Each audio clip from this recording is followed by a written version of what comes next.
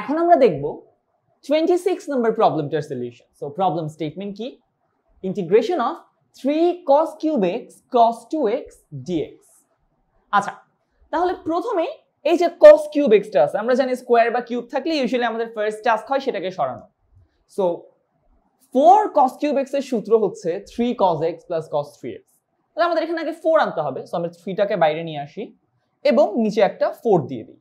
তাহলে আমরা এখানে একটা 4 দিতে পারবো। 4 cos cube x cos 2x dx। এখন আমরা জানি অলরেডি যে 4 cos cube x সমান হচ্ছে 3 cos x cos 3x, right? তাহলে আমরা এই 4 cos cube x কে লিখতে পারি 3 cos x cos 3x into cos 2x dx। গুণ করে দেই,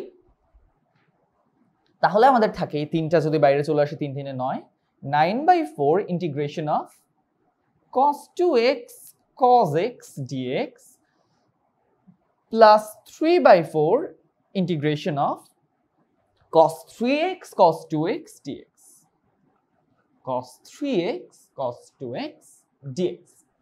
আচ্ছা, এবার cos c into cos d আছে, বাট এটাকে আমাদের 2 cos c cos d তে নিতে হবে অবশ্যই, যাতে আমরা cos c plus d by 2 cos c plus d plus cos c minus d ওই ফর্মুলাটা অ্যাপ্লাই করতে পারি। সো আবারও আমাদের ভেতরে 2 আনতে হবে।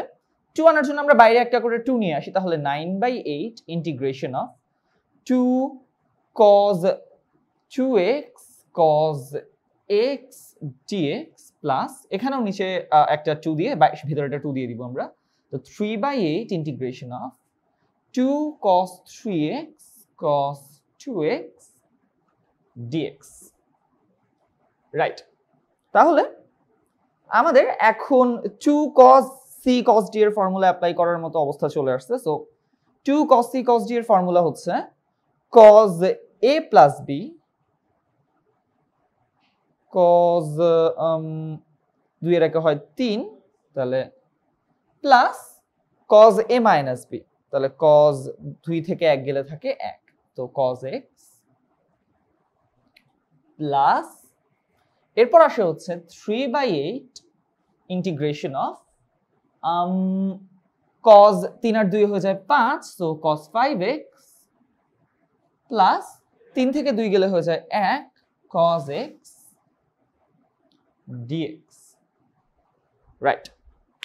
তাহলে এখন আমরা একটু মুছে দিব, কারণ উপরের লাইনগুলোর আমাদের দরকার নেই।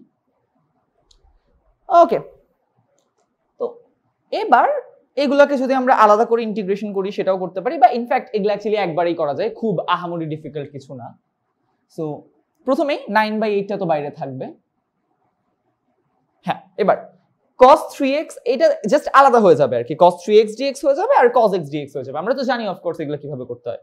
cos mx কে ইন্টিগ্রেট করলে হয় 1/m sin mx, so 1/3 sin 3x plus এটা তো জাস্ট cos x কে ইন্টিগ্রেট করলে হয় sin x প্লাস এই পাশে 3/8 টা বাইরে থাকবে, cos 5x কে ইন্টিগ্রেট করলে হয় 1/5 sin 5x আর cos x কে ইন্টিগ্রেট করলে অফ কোর্স হয় sin x, এন্ড লাস্টে একটা প্লাস c থাকবে।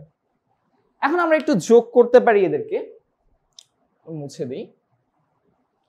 ওকে, তো 3 3 কাটা থাকবে 3/8 sin 3x প্লাস এখানে একটা থাকবে 9/8 sin x, এখানে একটা থাকবে 3/8 sin x।